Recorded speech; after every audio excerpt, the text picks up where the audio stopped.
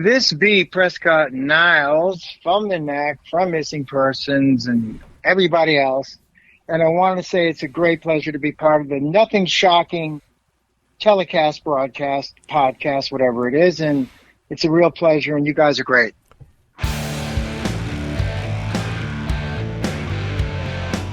Want to know what's going on in the world of music? Then tune in to the Nothing Shocking podcast, a non-genre based, all ages friendly rock and roll program.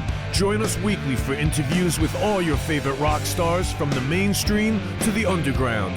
You can find us at nothingshocking.libsyn.com or anywhere you download podcasts.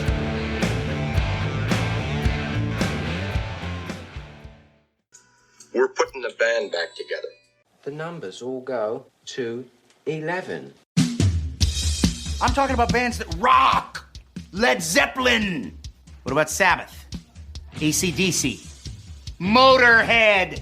Does that mean it's louder? Is it any louder? Well, it's one louder, isn't it? We're not worthy! We're not worthy! Why don't you just make 10 louder and make 10 be the top number and make that a little louder?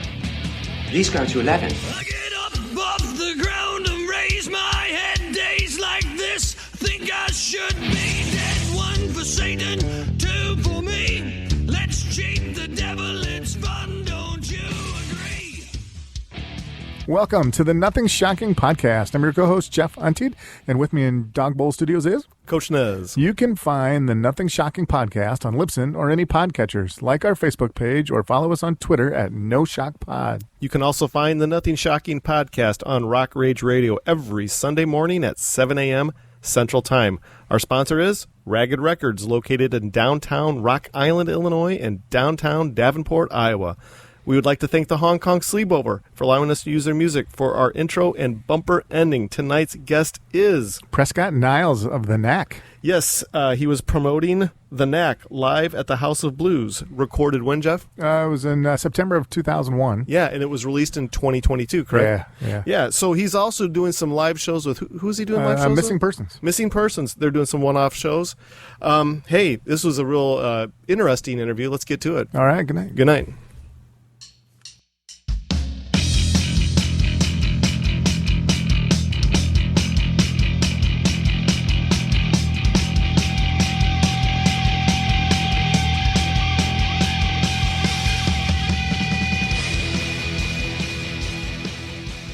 Prescott, welcome to the Nothing Shocking podcast. I'd like to introduce you, my co-host, Jeff Untied. Prescott, thanks for joining us tonight.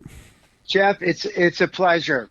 And honestly, you too, Eric. And it's nice to be able to talk about aspects of my life and career with you all. Oh, fantastic. Yeah. Well, we're excited to have you. Well, COVID-19 plagued the music industry for the last 2 years. How did you stay busy during the pandemic? You mean not hiding in the closet? Exactly. Well, it was a strange phenomenon. I mean, we had some shows leading up to it, and then only a couple with Missing Persons at that time period. And then later on, when it opened up a bit, more so in California, where things are very stringent. New York and Chicago and Boston, obviously, where everybody's doing mass transit. You expect there to be a lot of more issues. Out here it's spread out, but still one had to, follow along. But we started playing again a few months ago, and, some of the canyon clubs out in L.A., and some people were wearing masks in the beginning. And that's okay, but the thing, again, there's people looking at you, and you're entertaining. But, when we started to play shows without the mask, you can start to see faces, and the faces I love performing live is why I still do it. But looking at faces, you get so much of, the verbal, obviously people talking to each other, when you're good and you get a response. So I think the obvious things where it's not so much having an audience, but being able to look at them and really getting a good idea if they dug what you're doing or not. Absolutely. And we played a couple of weeks ago, this wonderful Cruel World show. Yeah, it was a two-day festival.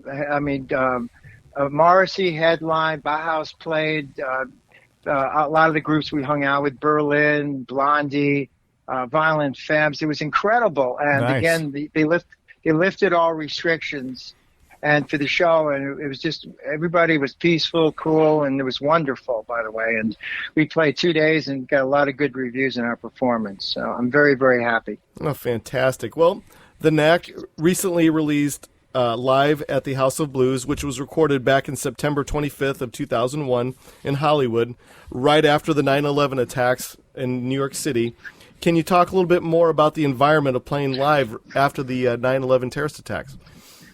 Well, yeah, I'll give you, I'm a New Yorker. I grew up in Brooklyn, and I think the people that did live in New York, I had friends there, the devastation, and it's not so much having that terrible event happen when you wake up in the morning and you realize the skylines changed, Yeah.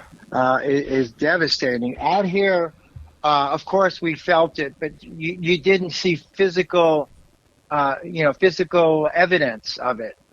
Psychologically, it was devastating. But, if you're back east, and also where in Washington, where the other plane crashed, you can see it, And it was strange, but when we played that night, we hadn't played in years, which really helped out. I think the enthusiasm, I know people that were there, I just discovered recently, and it was a sold-out show, and we hadn't played in L.A. in a while. So I really think that the depression or the shock by that time was at least palatable, and the audience was terrific. And, we played as much as we could, abandoned, and we were, playing new songs and old songs, and it went over very, very well. But here's the catch, though. When we had our record release party a few days later, we're all watching the TV. There's a sports game on, and that's when the Gulf War broke out. Oh. Yeah. So that was more shocking than, playing that show. And it was like, me and Burton and I in the Knack always had this, gag line. We always knock each other in the arm and go, KK, which meant Knack Karma. And only myself and Burton had it. So anything that could go wrong will go wrong. Yeah. That was the theorem we came up with. So that's one of those punches to each other going, well, I guess this record's done. So I thought I'd throw some irony into our conversation. Yeah, absolutely. But I tell you what, when I found out that Tony, a friend of mine from Smile Records, found this tape that somebody took off the board, I was delightfully shocked and amazed that this recording has been pretty much out of anybody's mind or community, for years. And then Tony found it, and that's why we're talking. I'm very grateful that, we have this album out. Oh, so cool. Yeah, that was kind of my question. I was like, how long did you know about the tape, and what was it like hearing it for the first time years later? Oh, it was wonderful. The thing about YouTube is, and again, some people have posted things that I've never heard before. There was a show we did in Long Beach. It was a radio show in '81 after we recorded Round Trip. We were touring. And, you can't have everything you want, but that, to me, was the best live show with Bruce Gary on drums, And after that album, that is like the best performance ever, frankly. But there's also a CBGB show we did in New York that's also on there, too, which is, we got a different drummer then. But that's after the Serious Fun album came out. And that's another story. But hearing this, we just got drummer Jones in the band, Holmes Jones. He was a younger guy, had a lot of energy, and he was the drummer on this live show. And hearing it, I think it was excellent. We had a lot of energy. Jones was broken in as a new drummer. The mix and the recording were, I guess, as it could be off of the board, Yeah. There wasn't a lot of room ambience and everything. However, I think the performances were enthusiastic and gratifying, personally, because, again, we hadn't played with a new drummer, let alone in front of LA audience, in a long time. And I think Doug made note of that as well. And I like the mix of all these different songs from the albums as well. Well, Live at the House of Blues was released this past April. How has the fans' response been to it since it's been released?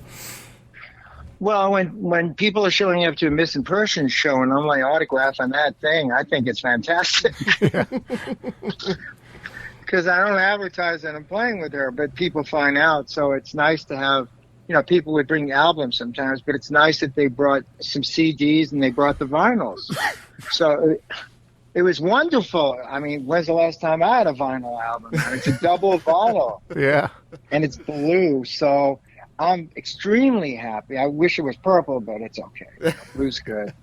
And I mean, it's still, I mean, I'm talking to you, and I've done a lot of interviews with different, magazines, Bass Magazine. I've been waiting a long time for that.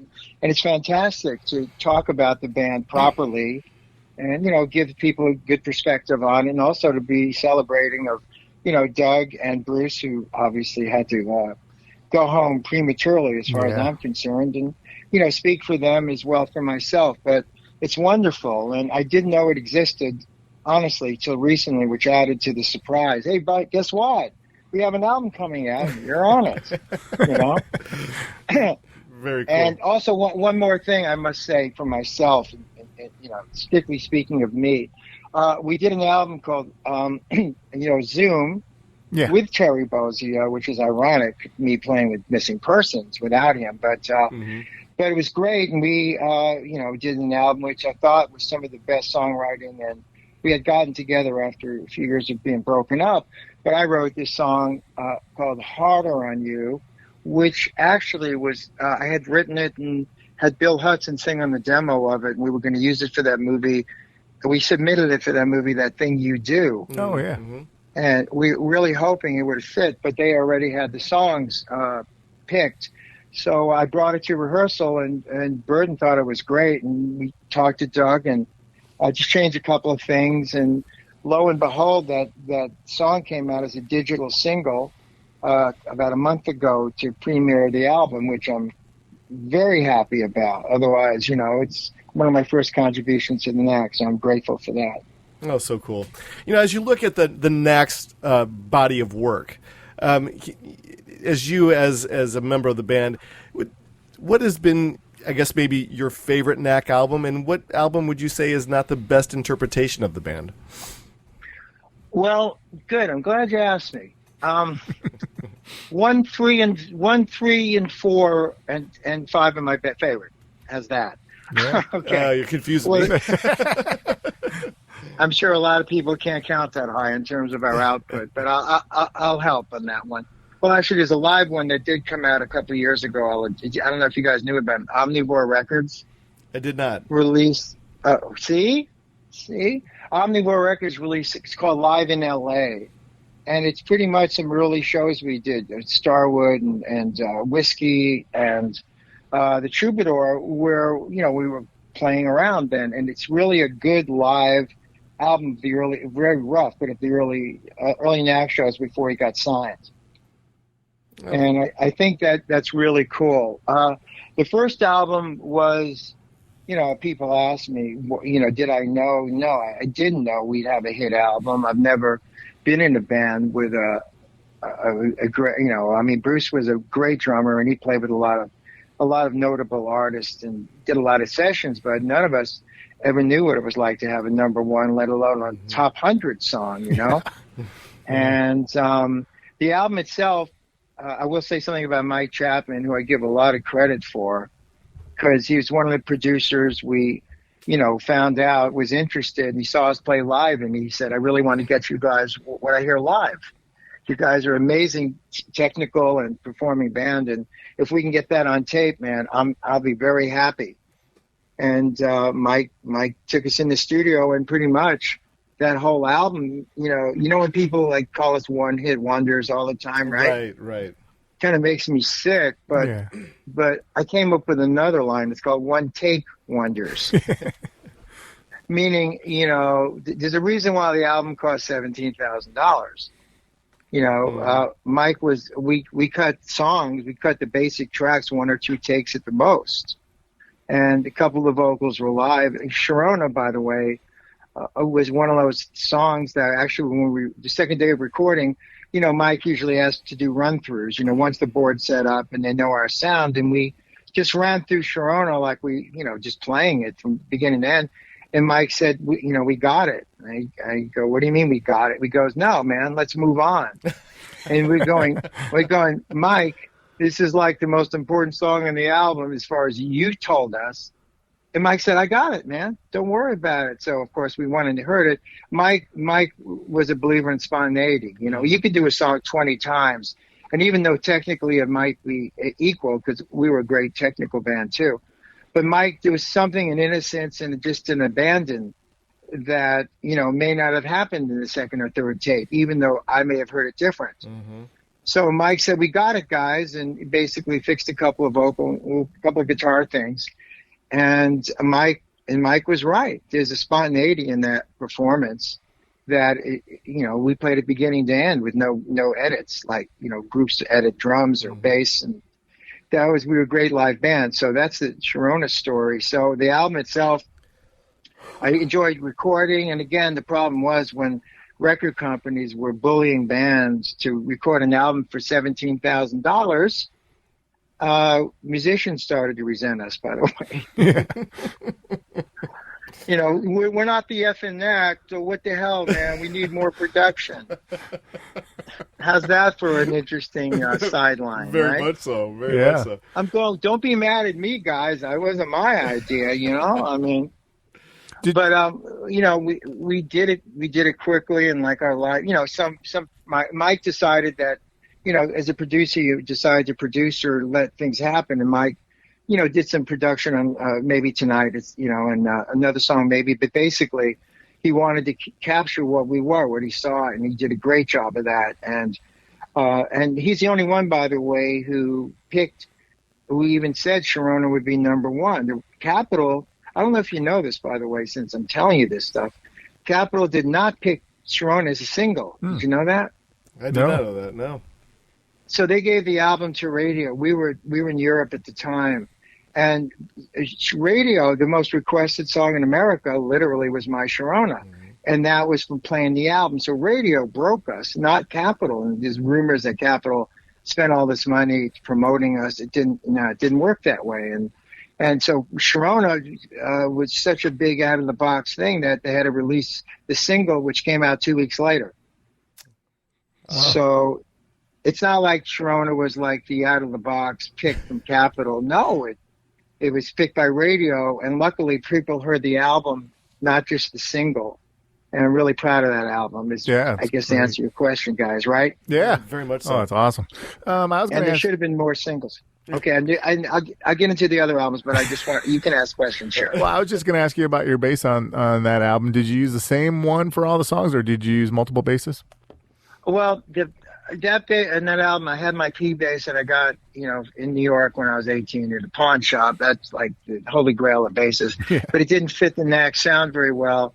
I had a Gibson Thunderbird. I had a Rick. Which I used on a couple of tracks, but I ended up getting this Guild bass. It's like a M85 Bluesbird bass, looked like a Les Paul. I did a show for some people in LA, East LA, and I guess it was a hot bass the owner of the club sold me for $100, right? And who knew that bass, and by the way, I used a Marshall guitar amp I borrowed from Doug. I didn't really have an amp I liked, and that ended up becoming the sound. Mike loved that bass. So most of the songs on Get the Knack or that Guild bass, I know you've seen pictures of it. And I used to Rick on Otara and maybe Lucinda. And but I used that, and I used the Hofner on That's What the Little Girls Do. Doug made me do it or else he'd kill me. So, because it's very Beatle-esque. But apart from that, that Guild was mainly used on that album. And that's the song of Sharona. And sound. I recorded it with another bass. It doesn't sound the same, by the way. You had spoke a little bit here beforehand about the band performing at CBGB's back in the day, and we've had multiple artists with their own version of what CB's meant to them. Some loved it, some hated it. What was your vision of CBGB's and getting the opportunity to perform at CB's? Well, CBGB's became this thing, like this iconic place. Look, I used to go to Max's Kansas City. You know about that thing? Yeah, I used to go there when I was 18. I really had a great opportunity to live in New York to go to these places. And they had a lot of great bands there. That's where CBGB's, I guess, became the new, Max's, where a lot of punk bands were playing, and it got quite the reputation. I moved out of New York to move to L.A., so I wasn't really part of that scene. We played Haraz, which became a real cool club in New York. But when we played there, it was just... we were touring off Sharona being re-released on Reality Bites, which was fantastic. It was in the 80s, and that was amazing. Sharona charted again, and it was a good, I'll tell you the story about the movie thing and why it was later. But we played CBGB's, and, you get in there, the dressing room smells like a urinal, and there's no room to move around. It's a small stage, there's definitely a vibe in the air in the room, but, the only reason it became this legend is because of the great bands that played there. So the mystique was the mystique, but nevertheless, the reality of playing was just another club, really, or another truth. Oh, very good. Yeah. Not only are you a member of the Knack, you're also a member of Missing Persons. Recently, Missing Persons performed a few live shows this past few weeks. Can you talk a little bit more about these recent Missing Persons gigs and what does absolutely and what is the plan for the rest of the year for Missing Persons? Well, we're part of this Lost 80s thing. We're playing with, very cool bands. Again, I could be playing with Berlin. I'm playing with Oingo Boingo former members this weekend with Dramarama playing. Mm-hmm. We played with Flock of Seagulls, part of it. A lot of cool bands from the 80s, which I really appreciate. I've had a camaraderie, over the years. Tommy Tutone played this weekend. And, you meet at, I'll think of it in another group too, which is very cool. English Beat, they played as well. So it's great meeting people you haven't seen for years and telling Romantics played as well. And, it's wonderful to share that. So we're doing things like that. We've also done solo gigs, and that big festival was great. But I like, I've known Dale a long time, before she took off her clothes, actually, for that infamous magazine, Flint had, Hustler. Yes. But she was actually a model at the time, an assistant. So I've known her, and I knew people from Boston because I lived there for a while. And we were friends over the years, and they'd be on bills with us. And, when Doug passed away in 2010, I thought of different bands, and Dale immediately called me and said, I want you to play with us. I love your playing. And, I started doing shows, and I really like the music very much. It's different, than a lot of other 80s bands, and I love the energy.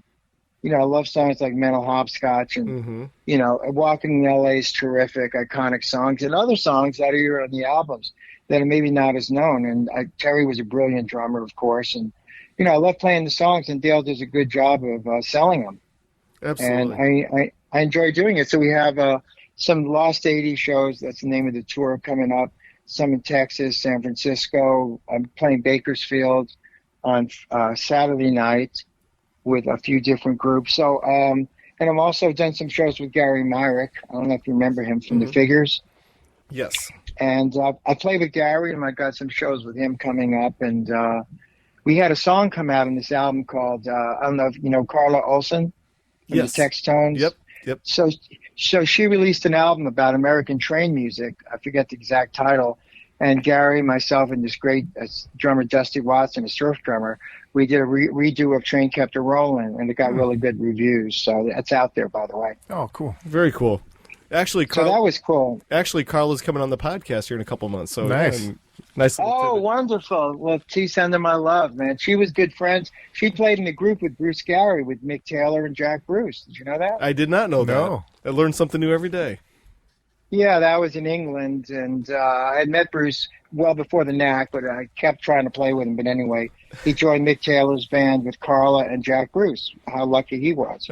Absolutely. Jeff, you got the next question? Yeah, I'm just going to take your player hat off for a minute and ask you about the father hat. And you have some kids at the LA-based band called Gateway Drugs. Correct. Yeah, can you talk a little bit about that? About your, seeing your kids go through and follow your footsteps? Oh, I will. Well, one fascinating thing, my son Gabe Niles, he is also a second drummer for Missing Persons. Oh, cool. Wow. So he played drums over the weekend for us in Catalina. And, there's usually a drummer we've had for a while, but he got old and joined Frankie Valli. He's a great drummer, Andy Sinise, but it's a great deal. He makes a lot of money playing with Frankie Valli and the Four Seasons, and they've been touring a lot. So my son Gabe has filled in before, so I'm just letting you know he's really good. And our first gig together was for his preschool at Montessori thing where we played Kashmir when he was 6. Nice. And all these children in the room were screaming, calling for their mom. He gave her a 24-inch kick drum, you know. But Gabe, I started early, and my oldest son Noah, he started playing guitar younger, and you know, I never pressured anybody, and Noah got one of the first Kurt Cobain guitars, by the way, when it came out. Very cool. Fender did and the guy who designed that guitar, I was endorsed by Seymour Duncan. I remember going up to the factory, and the guy, Larry Birch, who designed the Kurt Cobain guitar, which we still have, signed Noah's guitar, which is priceless. Oh, yeah. And so Noah played first, and then Liv was a late bloomer to playing music, and she was talented, but she moved in with me. Went through an unfortunate divorce, and she picked up guitar immediately, and she was playing slide guitar after 4 months, you know, and playing. And there's a lot of clips of us doing Sharona on YouTube with Liv playing guitar and soloing, and Gabe on drums, and some with Noah playing rhythm, which is, to me, fantastic. And actually, we did that one time. Mike Chapman went to L.A. and we jammed at a club, and he was there and saw us play. Can you imagine what that felt like? And Mike loved it. So that song itself. So my kids, you know, I always played with them. They know this scene. I've never forced them. I never wanted to manage them. People asked me because I didn't want to ruin our relationship. Yeah. You know, I had ideas about managers they had or record company. I just said, listen, this is what I would do, and you guys do what you want to do anyway. What am I going to do? But they made a first album, which was very good, and they played there's clips of them playing South by Southwest and other things. And they got their own sound, and then they did a second album called PSA. Yeah. And that came out, and it's a great album. It was well produced. We recorded it at Josh Homme's studio from Queens of the Stone Age. Oh, cool. And he dug the band, and unfortunately they couldn't tour off of it. Bummer. But it's good, and they got their own sound, and there's 3 vocalists, all of which never wanted to sing, but Gabe sings, and Liv sings, and Noah sings. So I'm proud that they got their own thing happening, and they've seen enough of my shows, and now Gabe playing drums with me is like a real blessing. And you know, I didn't know that I'd be eligible to have children because nobody ever sued me for palimony, you know. I swear to God, I actually thought I was shooting blanks because my mom grew up in that generation. My mom was, you know, they held fertility back then. They gave them weird drugs, you know, in the 50s, right? And I actually thought maybe couldn't have children because nobody ever sued me, especially when I got famous in the Knack. There's always somebody that says you knocked them up, you know. So, and I'm glad that never happened. But anyway, when I got married and, you know, lo and behold, my wife got pregnant right away, and I'm grateful for having my children. They're good people more than just being, you know, whatever. And they grew up in great music because all the albums my daughter loves, you know, Billie Holiday or, you know, just a lot of the soul singers, and everybody they know every Beatle out by heart, of course.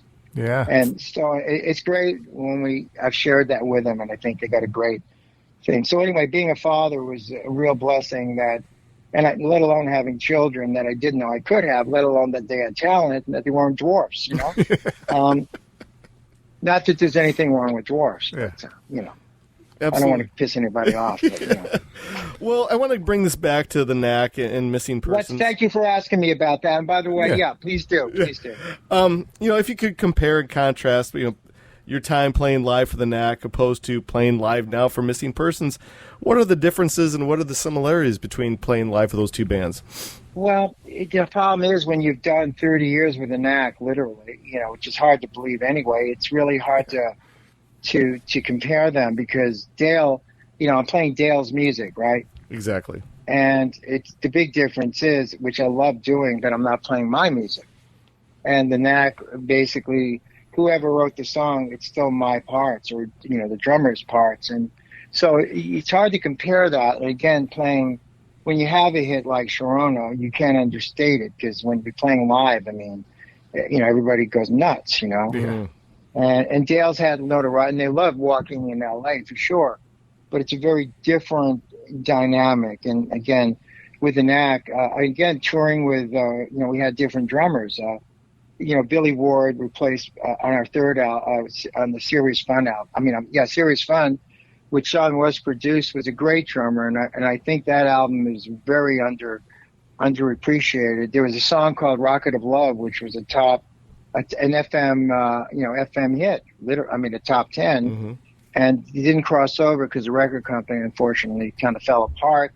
And that I thought was a very good album. It was very different from Knack, but I thought it was excellent. And Billy was a drummer, and then we had Jones play on then we had Terry Bozzio play on Zoom, and we toured with Terry a few weeks.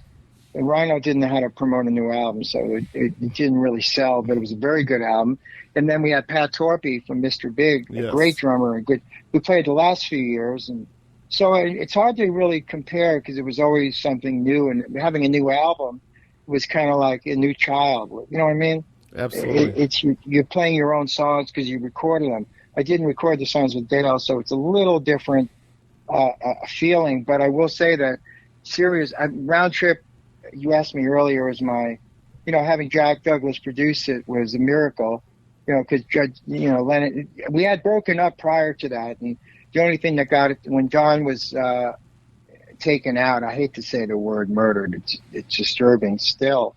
We had broken up prior to that. The second album was not needed. I knew it would be compared, and unfortunately, Mike was not in good spirits, and we didn't need to put that album out because I knew it would be compared to the first. Yeah. But Round Trip, we got back together because, when John passed away, we decided we'd get together, and John produced, he had Jack produced John Lennon, so working with Jack was close to being with John. Does that make sense? Absolutely. And he's a brilliant producer, and that was, I think, the best recorded, and the different material we played, the different styles we played. We weren't trying to copy. We were just us, and it showed our musicianship, and I thought the songs were excellent, and Jack was one of the best producers I ever worked with. Oh, so cool. So there's a difference with Missing Persons again, because again, you have a female singer right off the bat. It's very different than four guys. I'm not saying, it's, what I'm trying to say. It's a different flow. It is a different vibe. In 1986, you were invited to the studio jam by George Harrison. The track Someplace Else you worked on made George Harrison's Cloud 9 album. Can you talk a little bit more about that opportunity? I sure will, with great joy. I lived in England from 73 to 75, and, while living there, I had a manager who, was the son of a famous actor. He knew a lot of people. His girlfriend ran a modeling agency, Bobton's. So I was happy. Yeah. Yeah, can I go out with Miss May, please? She's gorgeous.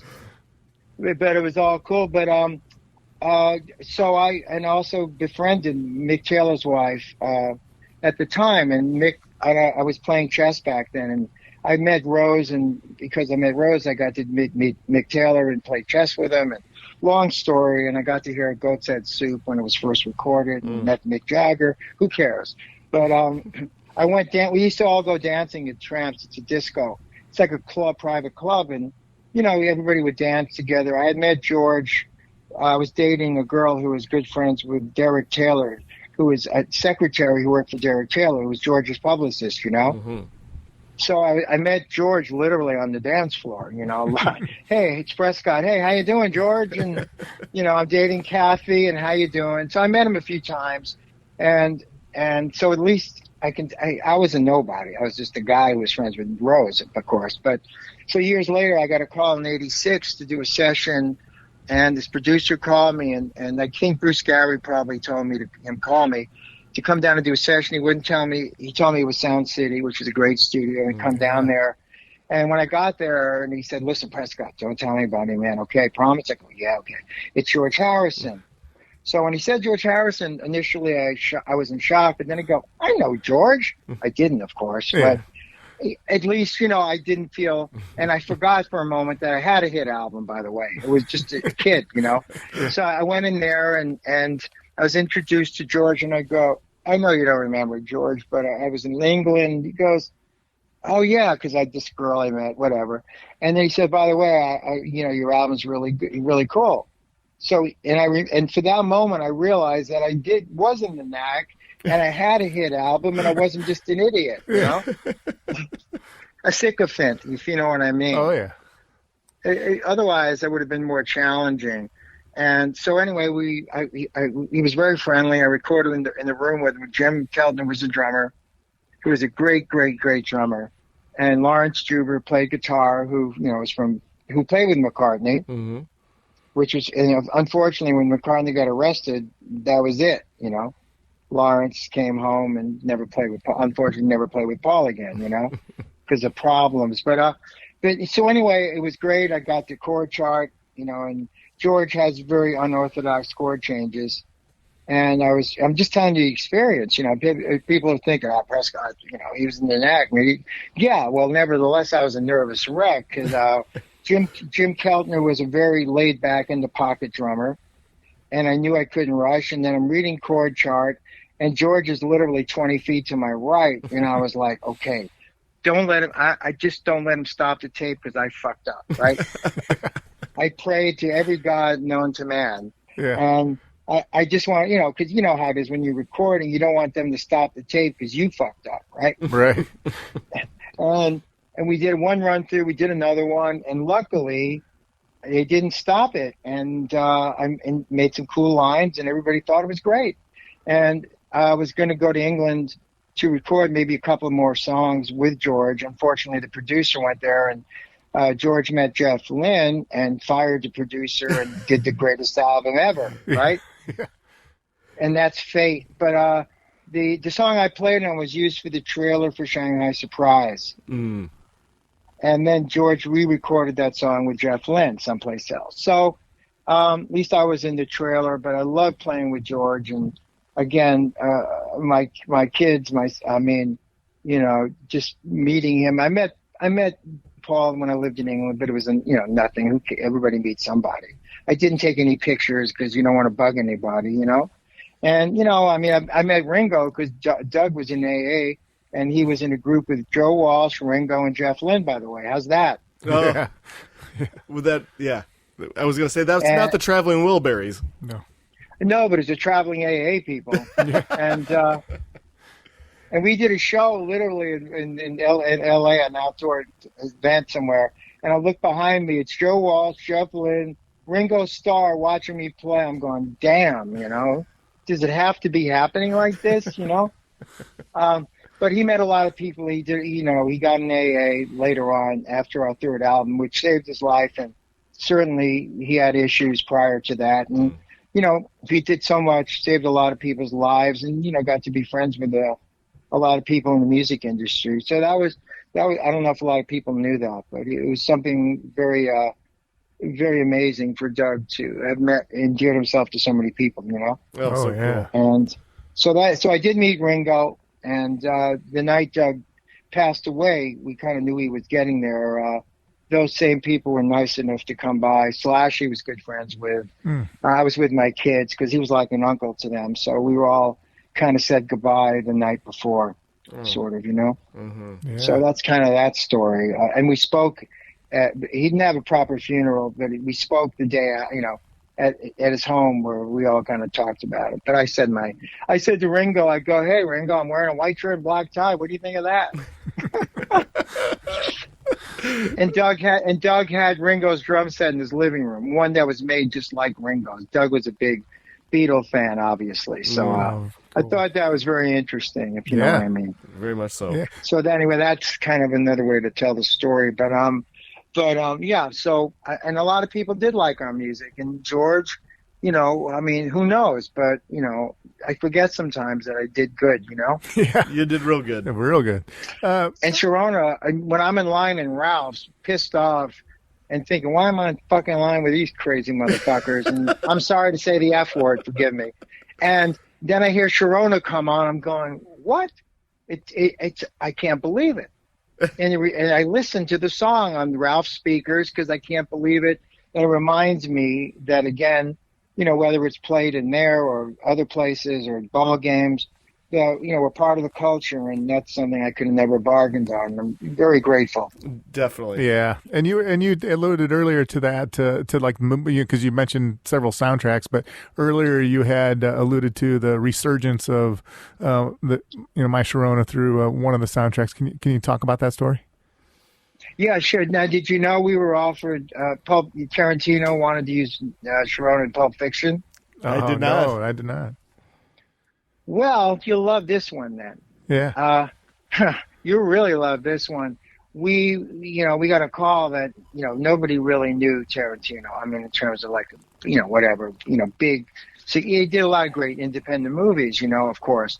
But he wanted to use Sharona, and then we said, great. Before your dog started barking, I was going to mention Reservoir Dogs. Yeah. Yes. Oh, yeah. Love the movie and sound. Just before they would have been on cue, by the way. Oh. I was just saying what Tarantino did, and he offered us, to be in his movie. Well, we found out that he wanted to use that song in the scene in the pawn shop where people are getting sodomized, Mm-hmm. Yeah. And the Confederate flag is ever flying in that. You remember that weird? It's even uncomfortable for me to watch anyway, right? Yes, absolutely. It's such a weird movie. So luckily, Ben Stiller got in touch with us and said, look, I really want to use that song in my movie. And I to me, it was a no-brainer. Well, anyway, we decided to do that. And I swear to God, that was the greatest thing we did. Yeah. I don't want people to hear Sharona and think of that movie, especially that scene. And Ben Stiller was great, and that movie became very popular. And as a result, we got a tour out of it. We did a U.S. tour, which was wonderful. So, and I have a platinum cassette. Can you believe that? It's the only one I have, and a CD of Reality Bites on my wall.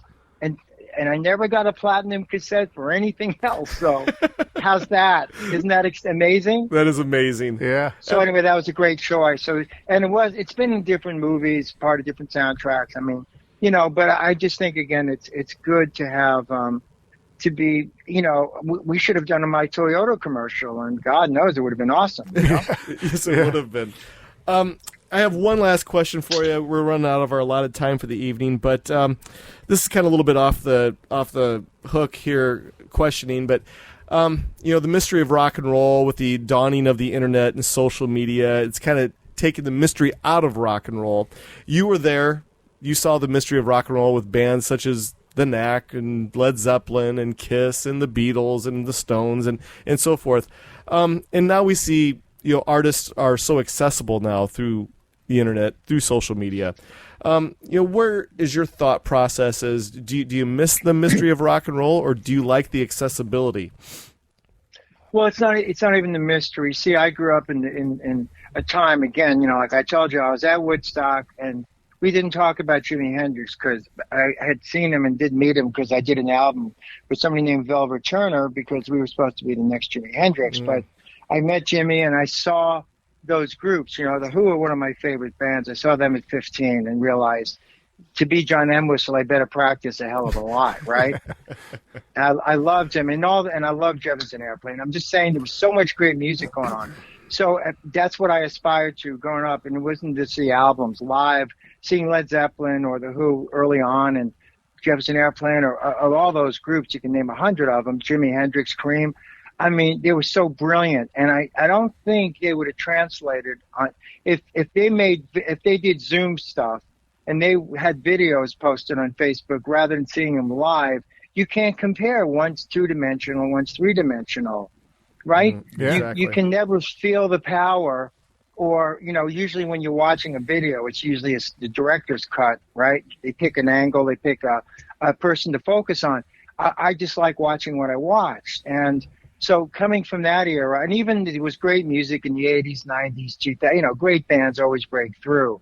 But I just think the big problem is today is if you don't playing enough as a band, and everybody in a lot of great bands I've heard interviews where they all say the same thing, they get better.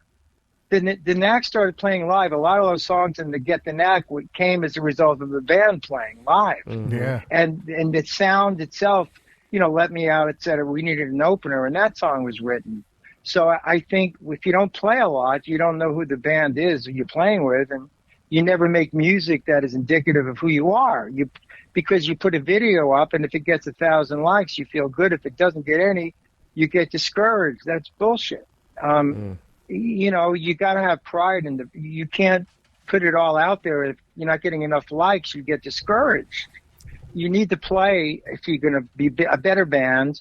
And if you could, you know, if you want to, the live audience to me has always been why I love playing and still do. I love watching people respond to you. And I think that's missing if groups only rely on the internet to sell themselves. I know there's not a lot of money. I know it's difficult to get people to be committed to one thing. I mean, you can go on TikTok and get 1 million viewers in 10 seconds, be an idiot, right? Exactly.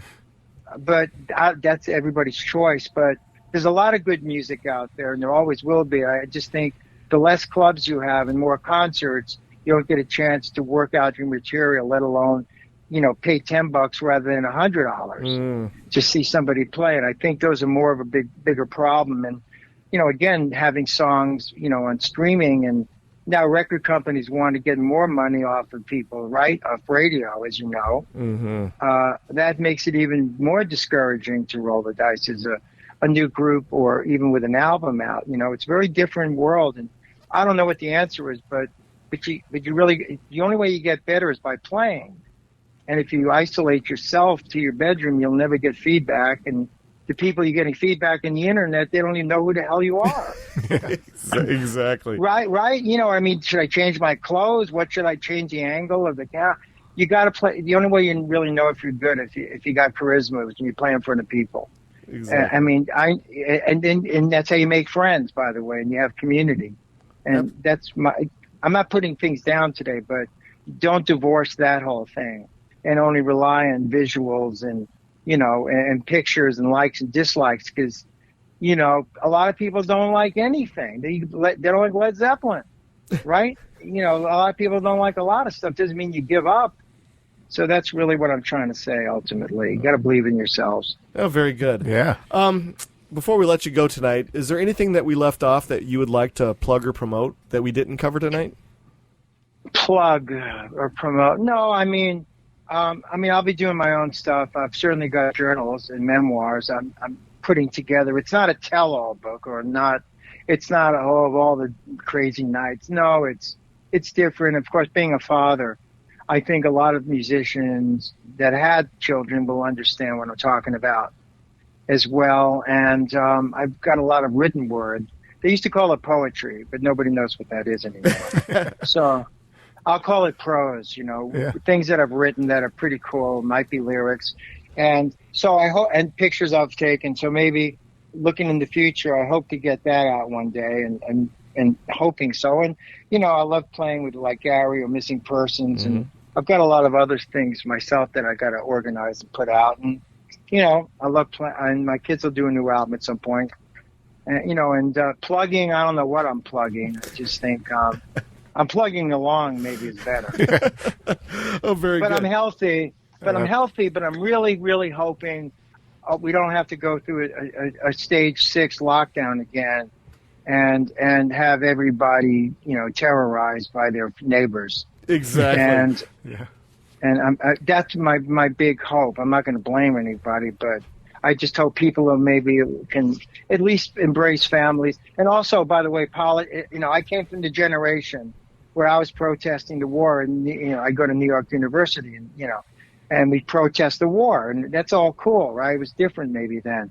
But now you've got so many different politics is in everything. It is. And I don't like families or groups or breaking up or because somebody voted for the wrong person or mentioned the wrong name.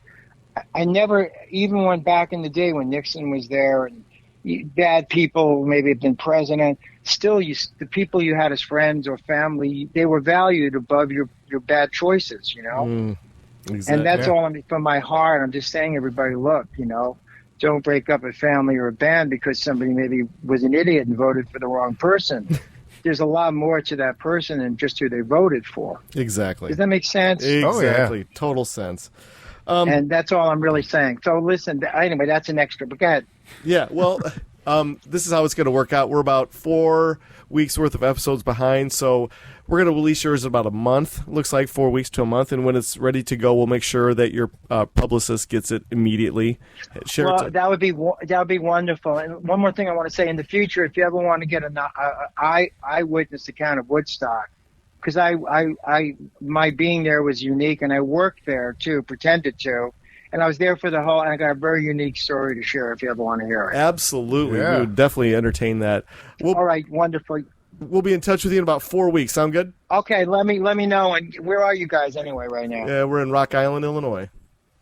Okay, well, just saying I enjoyed playing in Chicago, and it's cool. I hope you guys are all right there, you know? Absolutely, man. Thank you so much. Thank you very, very much, man. Yeah, thank you. Bye.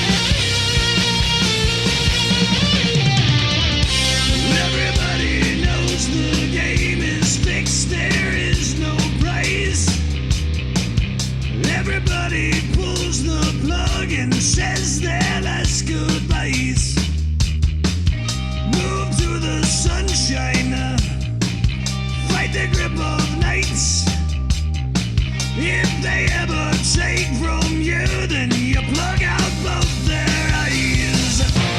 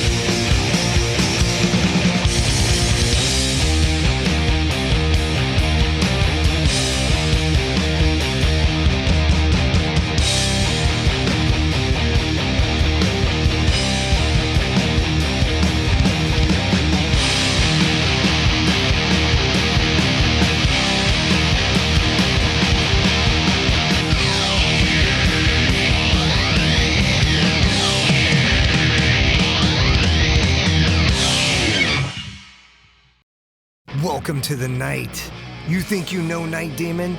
Then the Night Demon Heavy Metal Podcast is for you. Step into the darkness as we peel back the curtain to give you an unprecedented, all-access look into the mind and the heart of the demon. We're talking band history, song analysis, studio anecdotes, stories from the road. It's everything a diehard Night Demon fan could want and more. This is the only place to learn the inside scoop, the deep dive trivia, the untold tales from the band members themselves and those closest to the Night Demon story. Need more? The Sacred Night Demon Crypt will be pried open to reveal demo recordings that have never before seen the light of day, all with in-depth commentary by the band and the people who were there for the writing and recording process. This is a gold mine, a treasure trove of all things Night Demon. Head over to nightdemon.net or wherever you listen to podcasts.